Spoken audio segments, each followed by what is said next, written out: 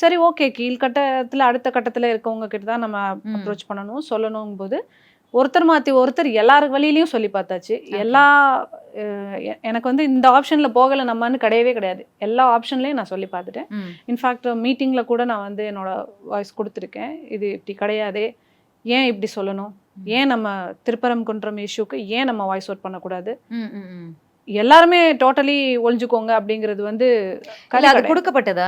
திருப்பரங்குன்றம் யாரும் பேச வேணாம்னு சொல்லப்பட்டதா? கரூர் சம்பவத்திலே யாரும் பேசக்கூடாதுன்னு சொல்லப்பட்டது இல்ல. அது வந்து வெரி டேஞ்சரஸான ஒரு இஷ்யூ. அது வந்து லென்த்தா போகும் இப்படி எல்லாம்ன்றது அவங்க ஆல்ரெடி ப்ரீ ஜட்ஜ்மெண்ட் அவங்களுக்கு வரலைன்னா கூட லீகல் அட்வைசஸ் கொடுத்துருக்கலாம். ஸோ அதனால அது கூட அக்செப்டபிள் தான். ஆனா அதுக்கு பிறகு இந்த திருப்பரங்குன்றம் என்னை பொறுத்த வரைக்கும் நாட் அக்செப்டபிள். ஏன்னா ஓகே, நீங்களே ஒரு அட்வொகேட் கூட. ஆமா, என்னை பொறுத்த வரைக்கும் ஒரு இஷ்யூ ஒரு தலைமை ஃபேஸ் பண்றாங்கன்னு சொன்னா கேடர்ஸ் வந்து அதை ஆன்சர் பண்ணணும், அதை அட்ரஸ் பண்ணணும். இதுதான் இஷ்யூ போயிட்டு இருக்கு, வெயிட் பண்ணுங்க, நாங்க வருவோம், எங்க தலைவர் வருவாரு, 10 daysல இதுக்கான சொல்யூஷன், நாங்க வேற சில உட்கட்ட வேலைகள் நடந்துட்டு இருக்கு, எதுவுமே நடக்கலைன்னா கூட you should polish what ever is happening. இல்ல அதுதானே கேடர்.